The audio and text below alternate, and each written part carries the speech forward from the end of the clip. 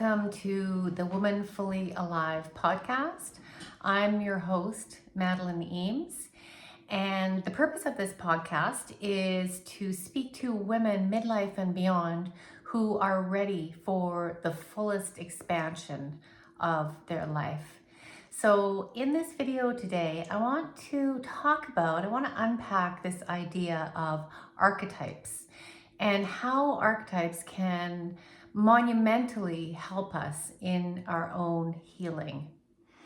Now, the reason that I have created this podcast in the beginning was because of the repeated patterns that I would see coming up in my office with my clients as a therapist and in my classes. And when we start to realize there's a collection of patterns or characteristics or traits, we start to see that there is an archetype. So what an archetype is, it's like the original blueprint, if you will, for a certain gathering of characteristics. So, they're like characters. So one of the most common ones is the hero or the heroine. We have the joker, the wise sage, the archetype of there's the jester, the warrior, the wise woman, all kinds of like these collections of patterns. And at different points in history, different archetypes have come forward and other ones have receded.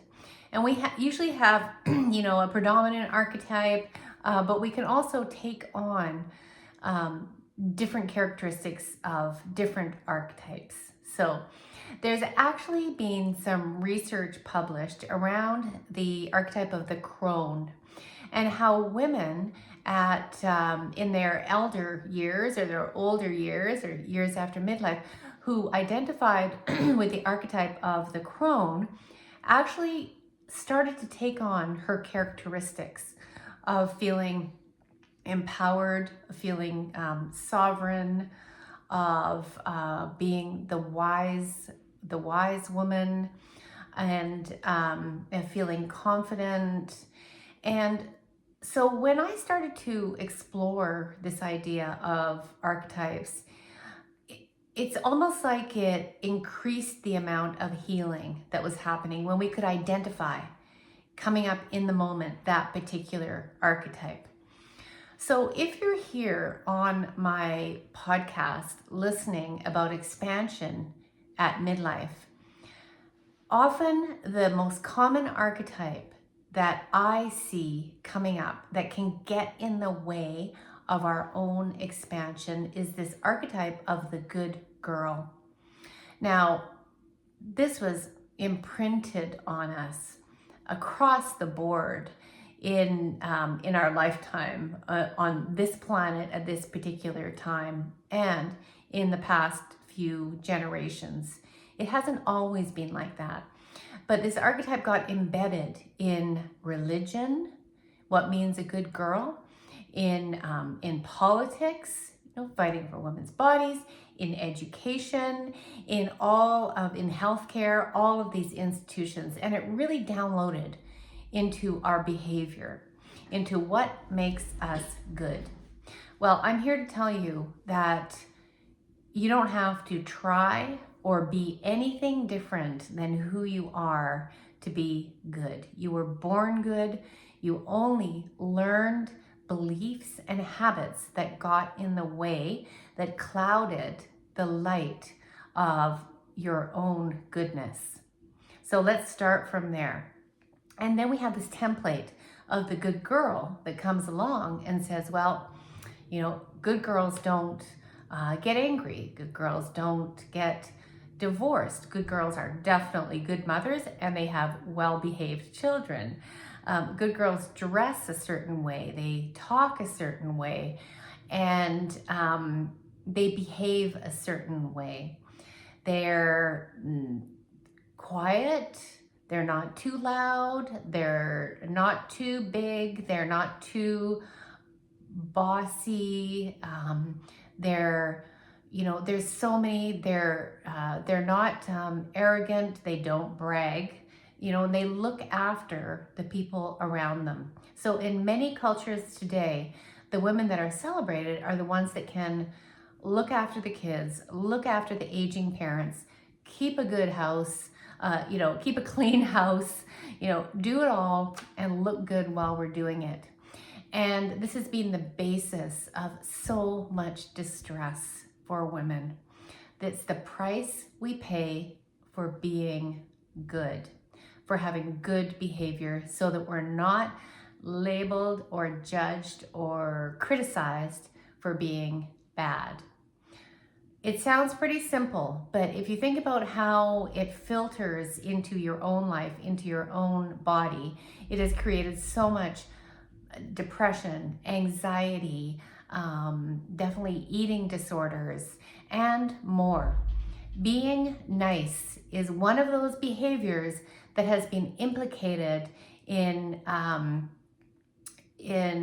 making illness worse, in causing chronic pain because we don't want to make a fuss or perhaps express how we really feel. It's also being studied in relationship to certain types of cancers. So this is no small deal here. Now, you haven't done anything wrong. It's not like, oh, I got to change everything overnight. No, we move little by little, step by step, and we see that we're safe enough to let go of this archetype of being the good girl. And when we do, we're far more likely to recognize it when it seeps back in. Now, there's a few stages because this is a healing process, to be sure. But often what the good girl presents like is another archetype, which is the damsel in distress. So just think about that for a moment. Think about movies, think about fairy tales, stories of the woman being rescued because she's a damsel in distress. So she relies on other people around her to rescue her. So we're waiting for someone to come to our rescue. The damsel in distress has to ask for permission for things, so she doesn't have direct access to perhaps her own safety, perhaps to her own money. So she's reliant on the systems around her for her well-being. Now, I want to just make sure that I say that there is a place for these archetypes in different parts of our life. So, for example, if you are traveling in a foreign country and you get lost and you have no idea where you are, that is a good time to be a damsel in distress, because you are completely reliant on, maybe you don't even speak the language, in being able to ask someone for help. I know sometimes when, it's a lot of snow here in the winter time, and I've had car troubles and I had to pull over to the side of the road, or my car breaks down, and I'm definitely a damsel in distress, and I should be. I'm not going to pretend that I can do it all by myself and that it's all up to me. That's a perfect time for the damsel in distress. There are some situations that require to be on your best behavior for the best outcome. So the behavior of the good girl. But the trick is to know when you need to bring it in, to put it on, and that you're also able to let it go. And if you can't let it go and it's causing you problems, then that is a trauma response, okay? So you're not alone if that's you, that's for sure. So the way I see it right now on this earth is that the good girl, there's too much being unearthed about this archetype that it just can't keep its hold anymore. That archetype is slowly fading out, as is the damsel in distress, because more women are stepping up, are healing, are becoming independent, are becoming sovereign, are realizing that a lot of the beliefs that they grew up with are no longer serving them in their present life now. And this is a wonderful thing for everyone because we're having more women take leadership positions, and that's usually a really good thing. Because let's face it, the way that the world has been going under the system of patriarchy has not been working out so well. So this is all a really positive expansion of divine feminine energy that's happening on the planet right now, that's rising. And as it rises, what it's taking, what's being pushed aside are these archetypes. So if you notice that is a predominant archetype for you, you are definitely in the right place, because I have seen that this is the part that we really need to heal. The people pleasing, the perfectionism that goes along with the good girl. Those are the parts that we need to heal, and a perfect time to heal that is at midlife and beyond. And when we can expand past that, watch out, because there's no stopping. The expansion is just exponential. It's infinite. So pay attention to whether you have these characteristics of looking for approval, looking for validation or permission from the outside world to be who you are. If criticism just like knocks you flat, if you really worry about being judged by other people, if you worry a lot about what's going to happen to other people if you change, if you expand. So you can see how the focus is very external in the good girl and the damsel in distress, because they really rely on the outside for their cues and for their sense of worth and safety. So this is a big deal to start recognizing, acknowledging, and letting go of these archetypes. Another one of the characteristics are looking for approval, looking for validation, people pleasing, looking to others, having to show up, looking good, being on top of your game, and not being vulnerable, perhaps not letting people inside to see that maybe behind that smile of the good girl, maybe there's somebody who is in pain or somebody who is sad or angry. And the beauty of working through these archetypes is that you are going to meet your true, authentic self behind the mask, beyond the masks. And you are this fluid being that can take on those characteristics when you want to, or maybe when the situation warrants it, but you don't have to.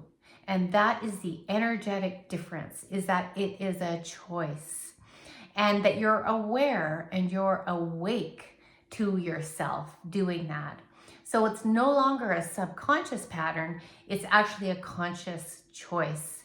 And with that comes so much empowerment, so much energy. And that energy is what then gets to express itself, because we're no longer based in that fear-based pattern of staying good, staying on our best behavior, and relying on the outside world to tell us that we're okay. Imagine being able to just know that you are whole, that you are perfect the way you are, with all your faults and all your so-called mistakes, and it's okay to be you. That is the ultimate destination. So I'm so glad that you joined me here. Feel free to leave comments, leave questions, let me know how this landed on you. And if you're watching on YouTube, please like, subscribe to my channel so you don't miss anything, because we got lots of expansion coming up here. And if you want to join me further for one-on-one breath work, transformational deep breath work journeys, reach out, or my monthly membership group, the Rising Collective, or my 4-week intensive, the course for women at midlife to take for their own expansion, then look at the links below or shoot me a message, and I love to hear from you, and I will see you in the next episode.